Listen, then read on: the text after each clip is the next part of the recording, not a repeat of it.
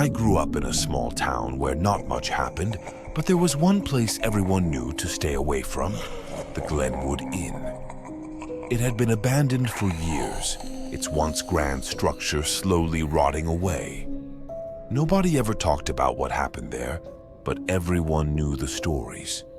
They said it was haunted by guests who never left, souls trapped forever within its walls. One summer night, my friends and I dared each other to go inside. I was the only one crazy enough to take them up on it. I wanted to prove to them, and to myself, that it was just an old, forgotten building, not some haunted house. I waited until after midnight and drove out there alone. The Glenwood Inn was massive, with ivy climbing up the cracked stone walls and all the windows broken, staring out like empty eyes. I parked my car a few yards away and stood there, staring at the entrance.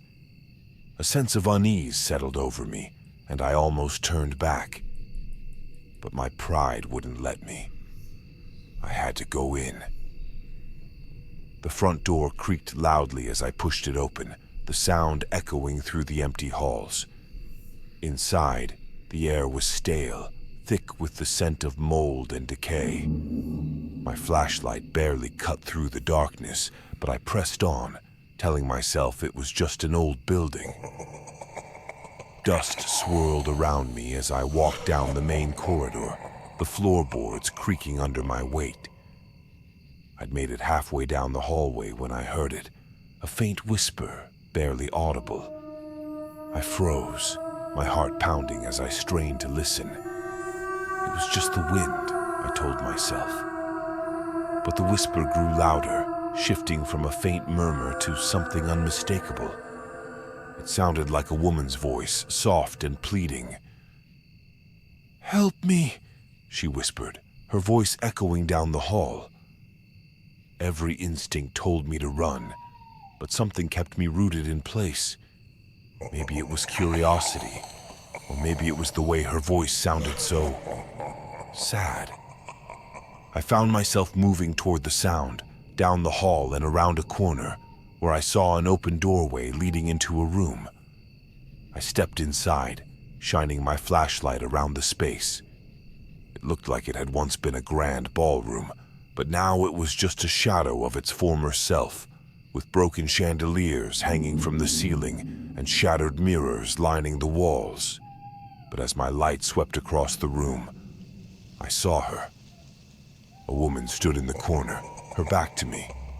Her long, dark hair cascaded down her shoulders, and her dress looked like something from another time, torn and faded. I called out to her, my voice shaky. Are you okay?" She didn't answer. Slowly, she turned to face me, and that's when I saw her face. Her skin was pale, almost translucent, and her eyes were wide, filled with a sorrow that seemed to pierce through me. But her mouth, it was twisted into a haunting smile, one that seemed too wide, too unnatural. "I've been waiting," she whispered, her voice echoing in the empty room. My heart pounded as I took a step back, but my feet felt like they were glued to the floor. She started moving toward me, her steps slow and deliberate, her smile never faltering. The closer she got, the colder the room became, until I could see my breath fogging in front of me. I forced myself to turn and run, racing down the hallway toward the exit. But as I reached the door, it slammed shut in front of me with a deafening bang. I tried to open it, but it wouldn't budge, no matter how hard I pulled. The whispers started again, louder this time, echoing from every corner of the inn. They sounded like dozens of voices, all pleading, all trapped. I turned around, pressing my back against the door, and saw her standing at the end of the hallway, her head tilted, her eyes fixed on me with that terrible smile. "Stay with me," she whispered, her voice echoing around me. "They all do." I don't know what possessed me to do it, but I forced myself to speak. Who Who are you?" She paused, her expression changing from sorrow to something darker. "I was the last guest, the one who couldn't leave. Now you are too." I felt a chill run down my spine as she stepped closer, and that's when I noticed something I hadn't seen before. The walls were covered in writing, words scrawled in what looked like dark, dried stains. Names, dates, messages from people who had been here before me. I read a few of them as quickly as I could, each one more desperate than the last. "I can't get out. She's coming. Don't let her in." I turned back to the woman, my hands trembling as I gripped the flashlight. "I don't belong here. Let me go." Her smile widened, and she lifted her hand, reaching out toward me. I felt an icy grip around my throat, invisible hands tightening until I could barely breathe. Her eyes seemed to darken, and I saw something in them. A flash of every other person who had been trapped here, their faces filled with the same horror I felt. Summoning every ounce of strength I had left, I whispered, "I won't stay." The grip loosened just enough for me to gasp for air, and I pushed away from the door, running down the hallway toward the back of the inn. I could feel her close behind me, her footsteps echoing as she followed, but I didn't dare look back. I found a window at the end of the hall, broken and jagged, just big enough for me to climb through. Without thinking, I threw myself through it, landing hard on the ground outside. My arms and legs were scraped and bleeding, but I didn't care. I got up and ran, not stopping until I was back at my car.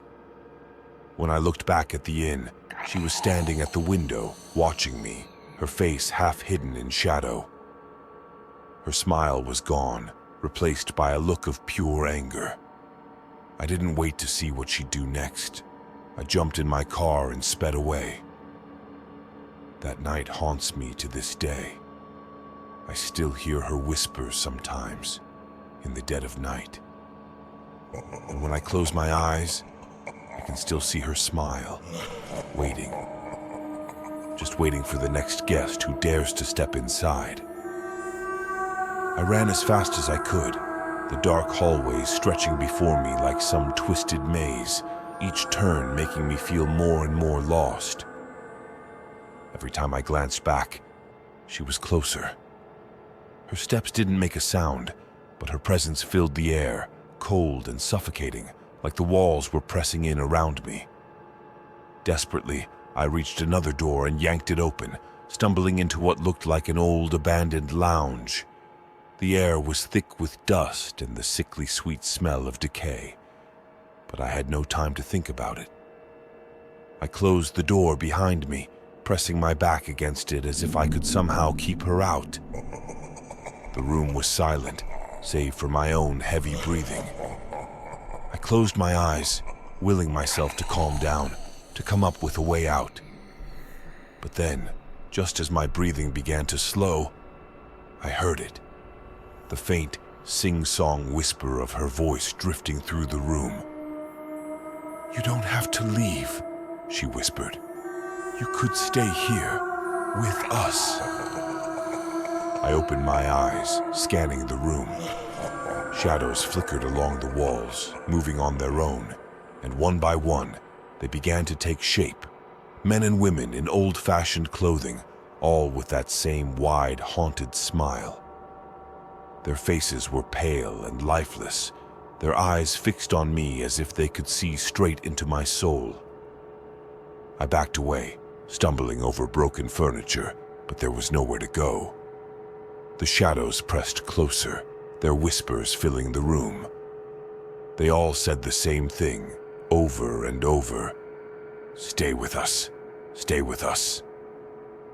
In a panic, I shouted, "Leave me alone!" The shadows paused, and for a brief moment, the room was silent. But then, I felt a hand on my shoulder, cold, icy fingers digging into my skin. I whipped around, and there she was, standing right in front of me, her face inches from mine. Her eyes were empty, hollow, and her mouth stretched into a twisted, unnatural grin. "You're never leaving," she whispered, her voice echoing inside my head. I tried to scream, but no sound came out. The room began to spin, the shadows closing in around me, their voices merging into one deafening chorus. "Stay, stay, stay." And then everything went black. When I came to, I was lying on the floor, the cold seeping into my bones. My head throbbed, and as I opened my eyes, I realized I was no longer in the lounge, but in what seemed like an old, decrepit bedroom. The bed was covered in moth-eaten sheets, and the faded wallpaper was peeling in long strips, exposing the rotting wood beneath. The air felt heavy, pressing down on my chest, and I had the distinct sense I wasn't alone. I tried to move, but my body felt leaden. That's when I saw her again, standing by the foot of the bed, her face still twisted into that horrifying smile. Her empty eyes locked onto mine, and her head tilted to the side as if she were studying me, savoring my fear. "You're awake," she whispered, her voice sounding closer than before, like it was echoing inside my mind. "I was afraid you'd sleep forever." I tried to push myself up, but my arms barely responded. My voice came out in a hoarse whisper, barely audible. "Please, let me go. I just want to leave." She laughed, a hollow, chilling sound that filled the room. "Leave? Oh, but you're already part of this place. They all wanted to leave too, but now they're here with me. Forever."